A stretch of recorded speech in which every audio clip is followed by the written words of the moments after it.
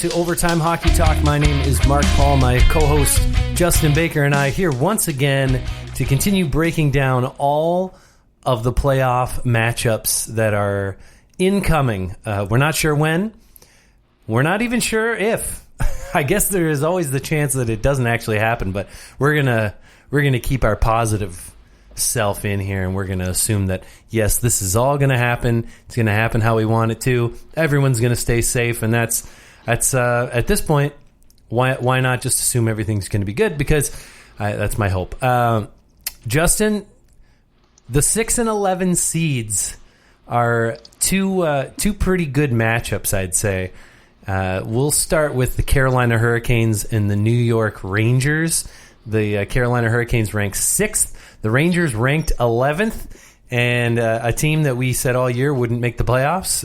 Of course, they're in the playoffs. And Carolina, though, looking for, I guess, some revenge, a rematch, because they lost all 4 games to the New York Rangers, going 0-4 through 4 games this year. Yeah, I'll tell you, this is a series that I'm probably most excited to see more than anyone in this play-in series here of 5 games, just because I think the Rangers, they're a team that nobody really expected to make any waves. I think they were kind of like in this weird rebuilding window, and then sort of got hot. You know, Zibanejad just came out of nowhere, and he's this electric, number 1 center that maybe, I mean, you and I maybe pegged as like a 1B number 2 center on any other team. And he still is. Yeah. And of course, Artemi Panarin right now, you got to talk about him as, a potential Hart Trophy candidate. And so this team came on really, really strong towards the end of the season. They kind of battled their way up towards the standings. And it would have been interesting to see, them finish out the season where they may have ultimately landed. But and then Carolina, of course, we know from last year, those jerks, they're exciting to watch. So this will be a really, really fun series. Yeah. I mean, well, we'll start and break this down positionally as we did with the previous with the, what was it, 5-12. I'm trying to put my my March Madness hat on. We get the 5-12, the 6-11. So for the Pittsburgh Penguins, the Montreal Canadiens, and the Oilers and the Blackhawks, we broke it down by position. And if you haven't heard that episode, it's our last episode. We go back, subscribe to the show, listen to that one. It's a good one, but let's start at the goaltending position, where we kind of have this like Hall of Fame, one of the greatest goaltenders of his era playing for the Rangers, and then the ragtag bunch of goaltenders for the Carolina Hurricanes. Yeah, this one should be really interesting, especially when you look at the New York Rangers, right? I mean, they basically got a 3-headed monster back there. And I mean, you talked about one of them in particular, the king himself, Lundqvist, obviously, splitting time with the rest of these goaltenders. But towards the end of the season, I mean, we saw Shesterkin just take this team over. This is, I mean, unofficially, he's the goaltender of the future. I mean, there's no doubt about it at this point. He finished off the season through 12 games with a .932 save percentage and ultimately 10 wins through 12 games, which is pretty damn impressive. And, when you look at Alexander Georgiev, 17-14, and Lundqvist at 10-12 through the season, it leaves it a little bit of, controversy here. Who do you start come the playoffs? And I got to think that ultimately the Rangers do go with Henrik Lundqvist, the guy with the experience who's thrown this team on his back many times before and dragged them through the playoffs. I got to think they go to him, and, obviously Shesterkin's the guy to take over if maybe something doesn't go well through 2 or 3 games here. Yeah, I think Georgiev, unfortunately, even though he did play really well, I think he just kind of finds himself as the odd man out here, sure. which probably is actually a good thing for him. He's going to get traded here in the offseason, I'm sure, and he will, he'll sign. He'll be an RFA, and he'll sign. He'll probably get a nice little raise from his $792,000 that he's making this year, and he will likely become a pretty decent starter. We'll see if he becomes more of the Cam Talbot type of ilk, or if he can be the Frederik Andersen. We'll see which one he ends up becoming. There's always that, who are you going to become, the guy who can become a starter somewhere, or when push comes to shove, when you go to start somewhere else, do you falter? So, I mean, I guess Cam Talbot did have one good year, but Georgiev is yet another Rangers goaltender that finds a crowded crease here, and it's not even necessarily because of Lundqvist this time. It's because of Shesterkin, and so I agree. I don't think you can not start Lundqvist here. This is probably the final hurrah for Lundqvist, and I think that may provide enough motivation. He might be able to dig deep, find himself differently, and hey, one last hurrah here, because he's a UFA after the end of next year. But also, you consider that they shouldn't be in the playoffs. I mean, at least the way the standings finished. Of course, they were only 2 points back of Carolina. Carolina had games in hand, and there were other teams ahead of them as well, but they were only a couple points back. 1 point back of the Islanders, 2 points back of the Blue Jackets, 2 points back of the Hurricanes. So they certainly had an opportunity to move into a playoff spot, but it would have been a challenge, I think, when push came to shove down the stretch. It would have been a challenge. But we won't know, but I got to think no one was expecting at the beginning of the year that this team would be in the playoffs. So why not go Lundqvist one last time? And I mean, the other thing that we're not thinking about necessarily is that this is only a 5-game first-round series. So if you have 2 bad games, the series is over for the most part. It's not going to be. I think the rope might be shorter. Like if Lundqvist goes in and let 5 goals in game 1, he might be out. Yeah, absolutely. That would not surprise me in the least bit. And I got to say, the same is probably shared with the Carolina Hurricanes as well. I mean, you got to look at, who they have in net as well. I think, you've got Peter Mrazek and James Reimer back there, and 2 guys that obviously Mrazek's your go-to guy starter, but I think one bad game and it's right back to Reimer. Yeah, I mean, I personally, just knowing what Reimer had to go through in that Game 7, and a lot of people blamed him for what happened. I mean, he was partially to blame, of course, but I'm talking, of course, 2013 against the Bruins when he was the Maple Leaf.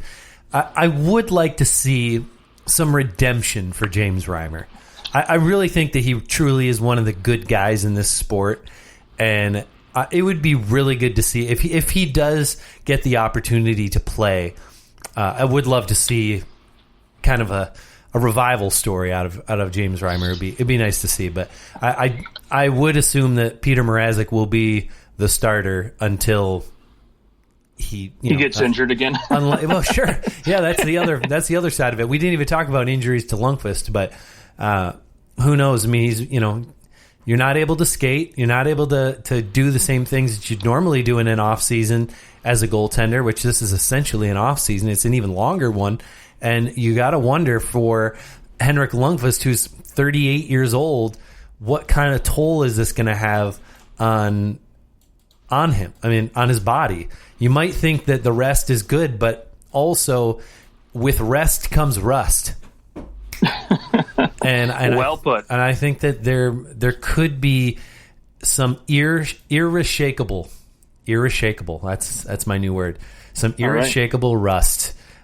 When you're that old and you need to be incredibly flexible and fast, and you've had injury problems, I truly think this might be the final hurrah for Henrik Lundqvist. But yeah, this will be interesting. I mean, you've got 2 teams essentially that score a lot of goals. They're both in the top 11 here, so this should be fun for the goaltenders. Yeah, New York Rangers top 5 in goals for per game, so they're. They are scoring more than you'd think. Like, I don't think that anybody was thinking, the Rangers are going to score the lights out, but they really have. They've been fantastic. Defensively, though, I think this is where we start to see a separation in talent.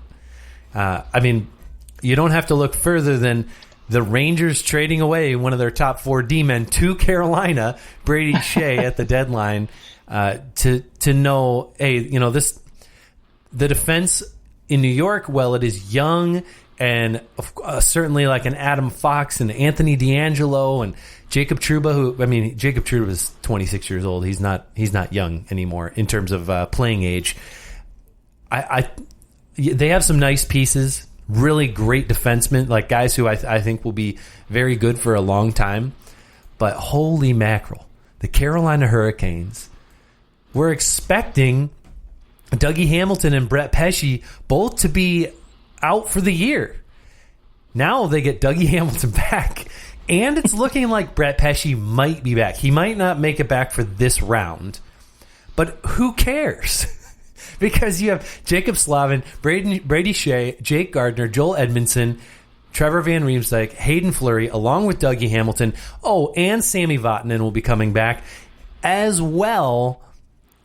They also have Jake Bean in the minors, who did very well. And so, I mean, if there was an overload of injuries, they do have another player to pull up onto their pro roster if that happened. As far as I can tell, this team has 10 NHL defensemen. I mean, Jake Bean, if he's on almost any other team, I think he's at least on the bottom pairing. But in Carolina, he's in the minors.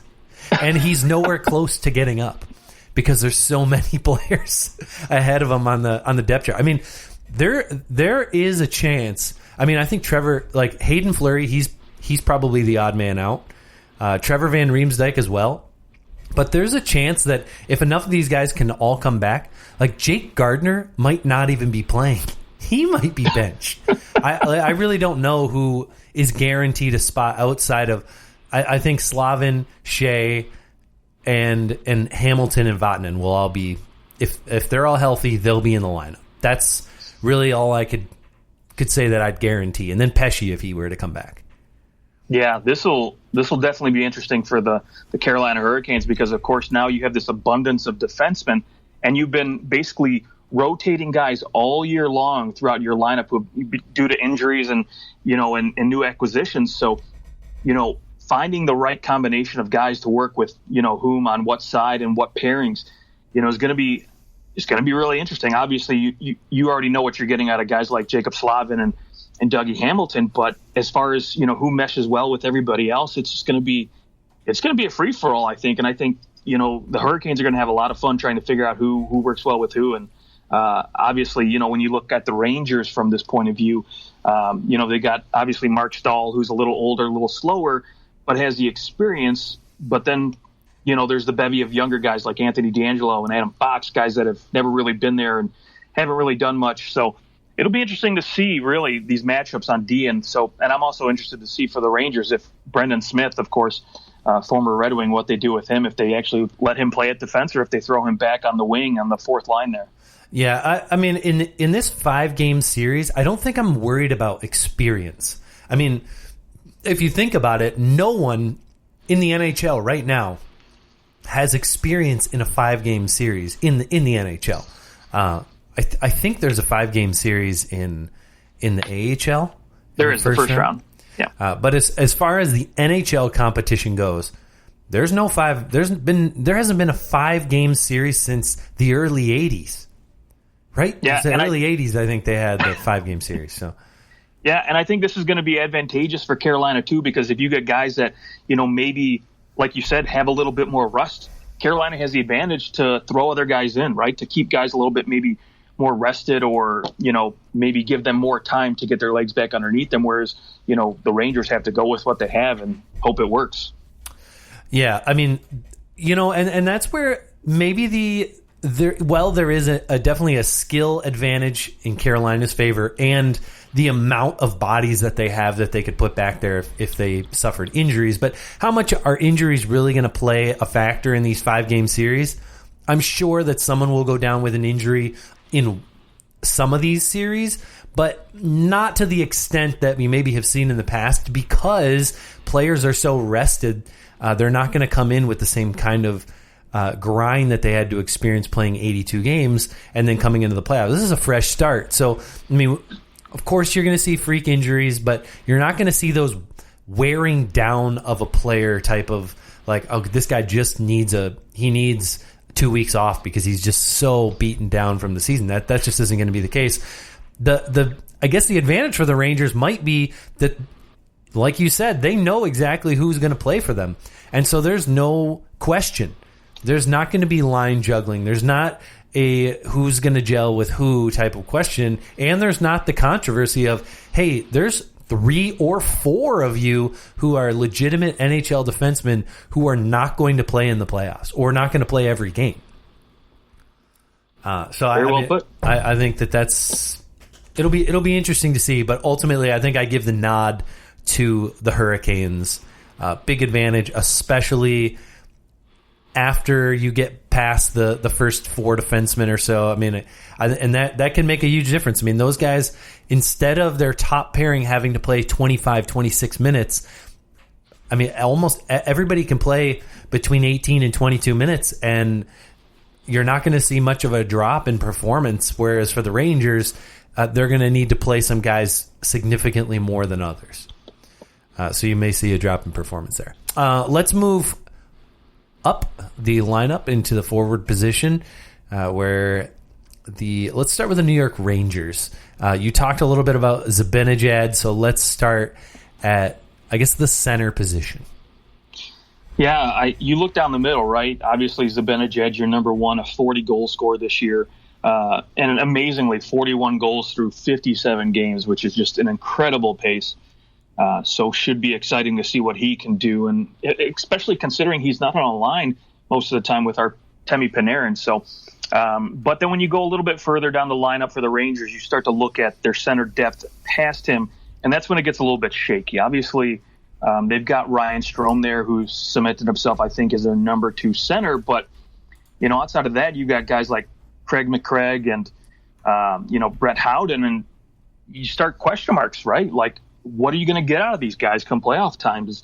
And I think, obviously you're going to see Zibanejad and Strome out there for, easily, I think, 20, 18 minutes apiece for both those guys. And you're going to see, yeah, you're not going to see much time out of the third and fourth guys here. So, it'll be really, can the third and fourth line guys chip in just a little bit when they get the opportunity, but can, a guy like Ryan Strome hold down the fort on that second line? Because when you have to pair up against, whatever pairing you get on defense from Carolina, which is going to be phenomenal either way, it'll be interesting to see what they get.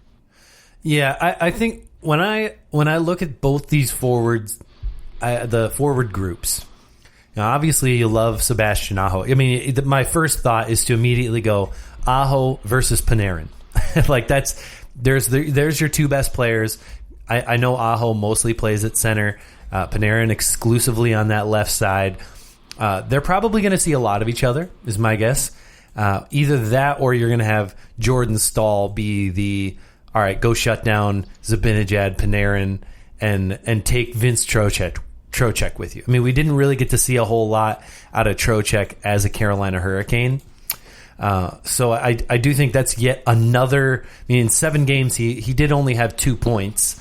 So he didn't exactly shine, but it's kind of a moot point. We know what we're going to get from Vince Trocheck. He can score goals. He's going to score goals, and I think during this time, they probably have had a lot of opportunities to figure out where to place him and how he fits in the lineup a little bit better. But when I consider, hey, you got Trocheck, Staal, Aho, and then even down into the bottom 6 with the Jordan Martinook and Martin Nikas, like they have some guys that can play center in the bottom 6. Which is where I see the big advantage for the Hurricanes is once you get outside the Rangers' top 6, there is a significant drop-off. And the Hurricanes have some guys who can score in their bottom 6. Yeah, absolutely. And I think you talked about it a little bit, right? Obviously, Vincent Trocheck coming over from Florida at the deadline, and so he's going to be kind of looked at to anchor, I think, that second line, and you're going to see Jordan Staal more as a shutdown guy against, the top scorers for the Rangers. But again, when we talk about the bottom 6, right, we look at guys that I think can be difference makers, and one of those big names is Justin Williams. I think, obviously the big talk was him getting a lot of rest coming back later in the season, but now he gets even more rest, and for a guy, a little bit up there in age, still 11 points through the 20 games he played. Not bad production for a third-line guy, and so you're going to see a lot of him playing those third-line minutes. And then, of course, obviously right now, towards the end of the season, they had Nino Niederreiter in that bottom 6. Whether or not he stays there or whether he moves up will be one thing. And then, of course, another guy, Warren Fogle, who can obviously make an impact and score a goal here or there. So, again, I agree with you. I think Carolina's bottom six is really where you're going to see the difference. If Carolina's going to win the series, I think their ability to score goals when they're not matching up those top two lines will be critical. Yeah, it'll be interesting to see who can kind of step up for the Rangers. Obviously, you're looking at a guy like Capo Kaiko. I mean, it'd be great if you could get some extra production out of him after only scoring 10 goals in his rookie season, which in my mind is a disappointment. Like he hasn't been great. He's been okay. He hasn't been awful, but I'd say that it's been disappointing. And a lot of times we see from season to season, a really young guy is able to kind of pull things together coming into the next year. So I would look to Capo Kaiko, Julian Gauthier in the AHL last year for the for the Charlotte Checkers. I'm sorry, in 44 games he had 26 goals. So a possible guy who could chip in the bottom six, who not a lot of people are looking to. He only played 12 games in the regular season, and they were flipped around, in different places. And so I think he may get an opportunity. And Philip Scheitel, maybe we'll see if he can kind of rise to the occasion as well. He had 60 games. He had 14 goals, and that's a good start, I guess, for a guy who, I mean, his rookie season was 2 years ago. He had 23 points in 75 games. He has the same amount of points. He's scoring a little bit more goals in fewer games. So I think he is a guy who's getting better. But it's this bottom six for the Rangers that I don't think can hang on against the Carolina Hurricanes. There's guys that I like down there, guys that could make a difference, but I just look at that the back defense for Carolina is so good. There's not going to be any point where it lets up. And there's so many puck movers. It's going to be really difficult for the Rangers, I think, to keep the puck out of their own zone and to gain possession in Carolina's end. Yeah, and you look at the guy who's behind the bench for Carolina, right? Ron Francis. They go like this guy goes, and Rob Brendamore.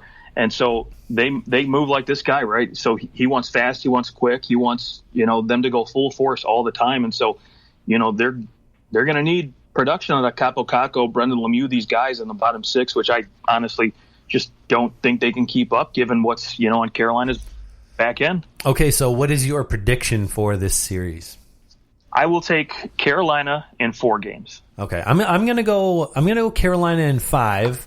Mr. Game 7, he won't have the opportunity to play in a Game 7 because it's a best of 5, but he will score a goal in Game 5 and just continue to cement himself as one of the greatest elimination game players of all time.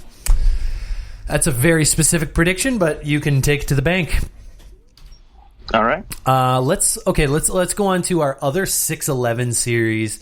The Nashville Predators and the Arizona Coyotes, two teams that I think had somewhat of a disappointing season for both teams. Given what the Arizona Coyotes did in the offseason, bringing in Phil Kessel, trading for Taylor Hall, and signing Oliver Ekman-Larsson, there's just so many good things that have happened to this team, and it just seemed like they were there, but then they weren't.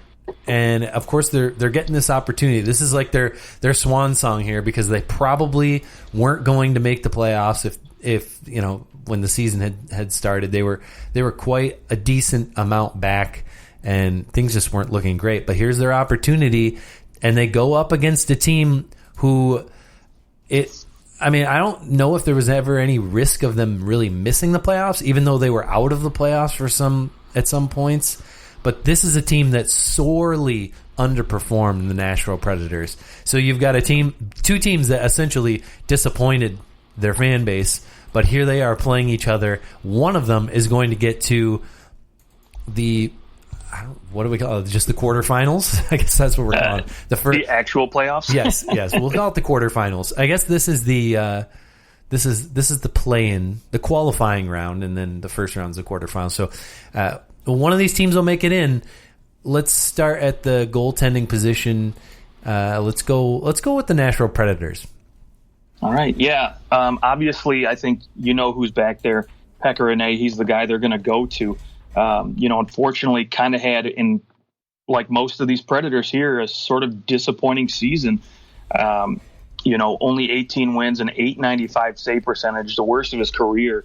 3.17 goals against. Obviously, those numbers aren't going to cut it for any team as a starter, but they've got UC Saros back there who's shown he can be a capable goaltender through 40 games, 914 and 2.7 goals against. So they've got a guy I think that obviously they want to be their future, but for right now, it's clear that Pekka Rinne is their goaltender. We've seen him do it in the playoffs many times. He can, much like Henrik Lundqvist, can put this team on his back and sort of drag them through a round or two.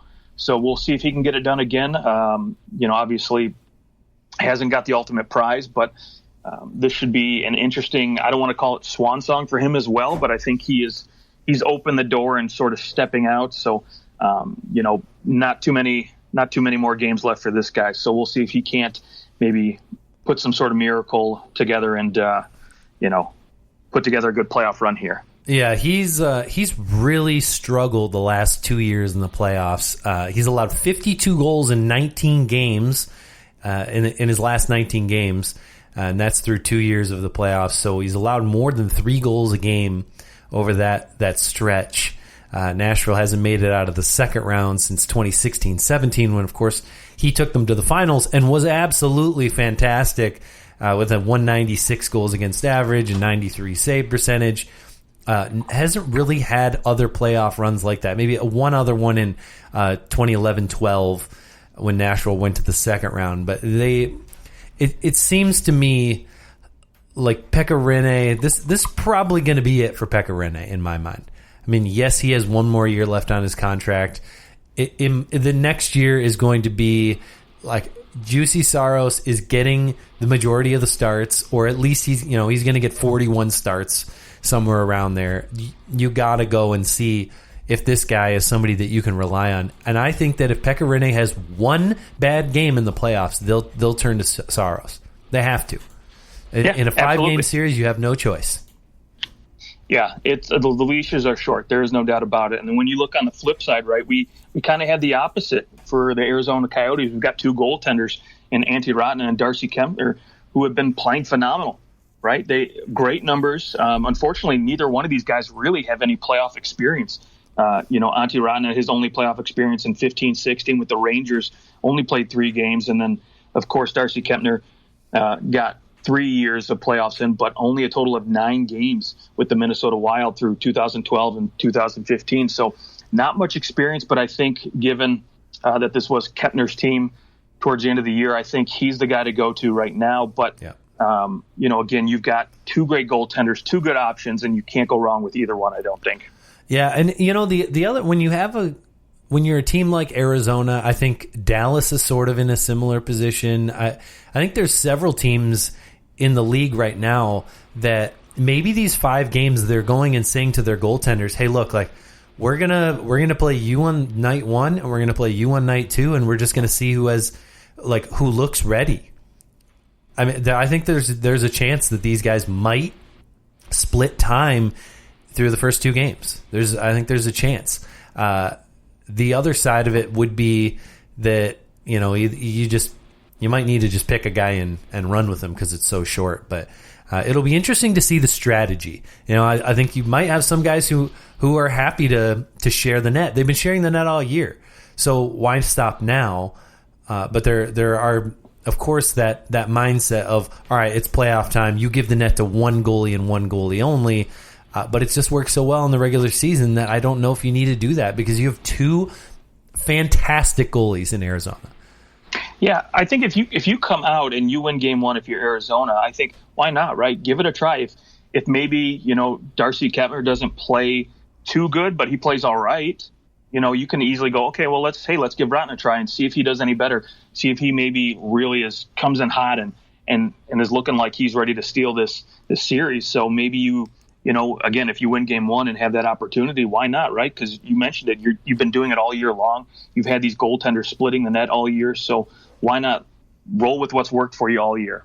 Yeah. Okay, let's move forward. I would say last thought about the goaltenders.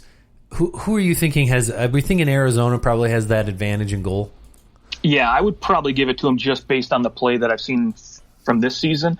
I mean, any other year I would probably say Pekka Rinne, but he just has not looked anywhere near like himself this season. And so for right now, and this might be a good thing for Rinne too. You know, this long restart is maybe given an opportunity to really, you know, refocus, get some rest, and say, okay, I'm going to go out there and play a little differently or try some new things and maybe hit the restart button. Okay.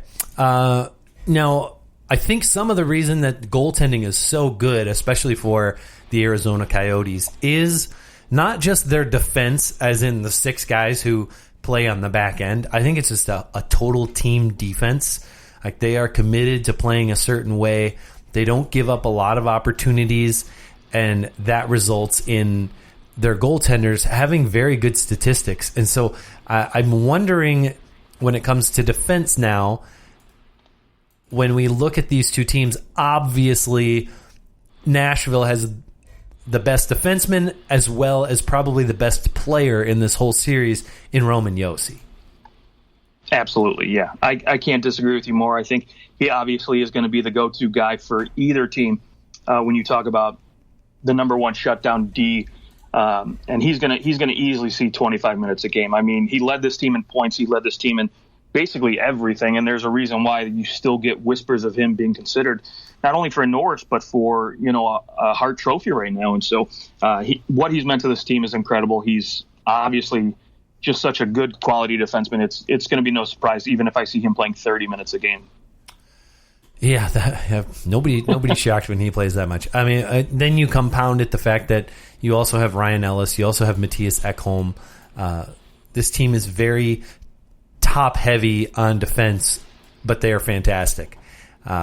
Maybe after those 3 guys, it kind of starts to waver a little bit, but you could almost put anyone you want with Roman Josi, and it doesn't really matter. He's just that dominant. I'd say, though, that the Arizona Coyotes have maybe a little bit better depth, but definitely not the same high end. Like, Oliver Ekman-Larsson, very good defenseman, not Roman Josi. Nicholas Hjalmarsson, having a better year this year, definitely not Ryan Ellis. And Goligoski is definitely not Ekholm, although Goligoski, he's got lots of experience. I believe he's won a cup, right? He won a cup with the Pittsburgh Penguins, right? I believe so. You are correct. Yeah, he did. So, I mean, you have some nice experience on this, and Jason Demers to a lesser extent. But I think when you consider the defense as a whole, this has to be the portion where Nashville needs to dominate, because Arizona is going to play this great team defense. Nashville is somewhat committed to that as well, but it really comes down to the play of their defense, as opposed to where Arizona is a little bit more of a full team effort when it comes to defense.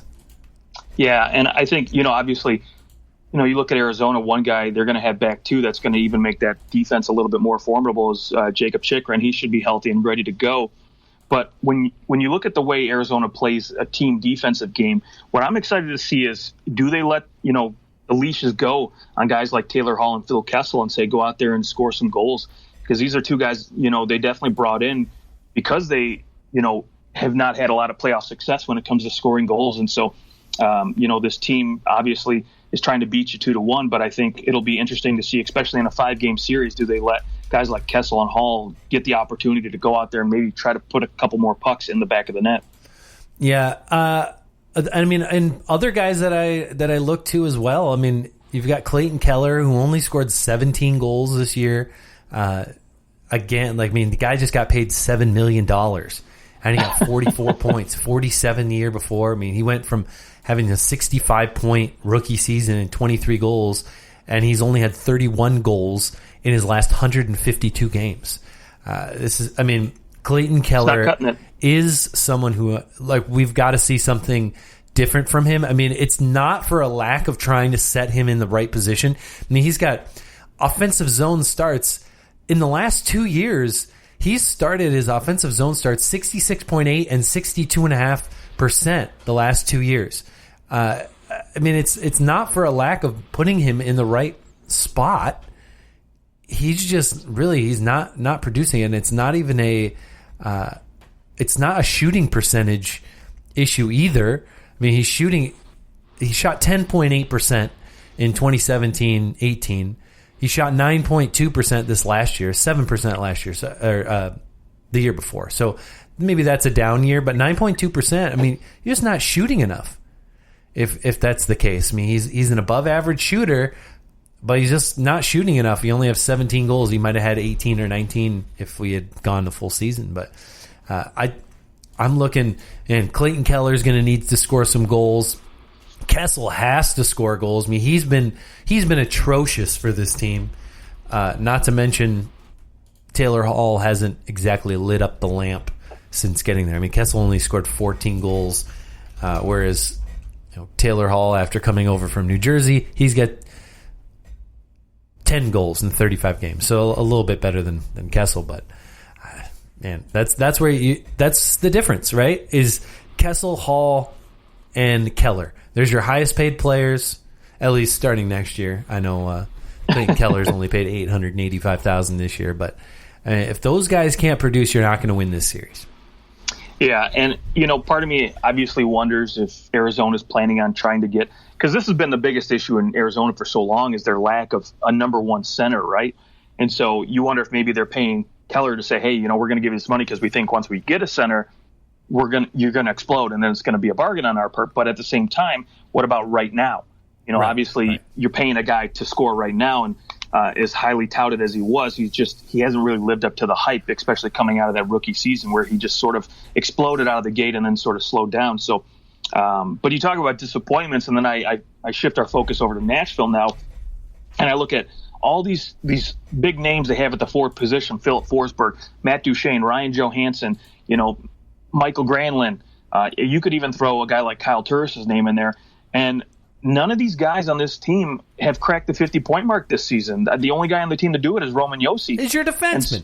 Your defenseman, yeah. And as a defenseman, the only players that have scored more goals than him: Philip Forsberg, Nick Bonino, Craig Smith, and Michael Granlund. Exactly.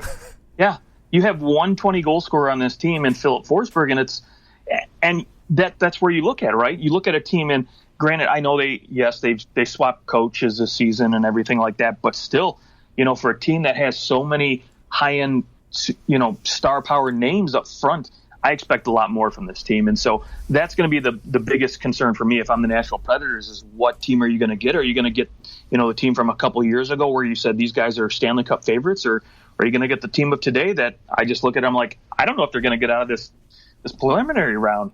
Yeah, so. I mean, I don't think you have to look further than a guy like Victor Arvidsson, who went from back-to-back 61-point seasons. He averaged 30 goals a year between those 2 years.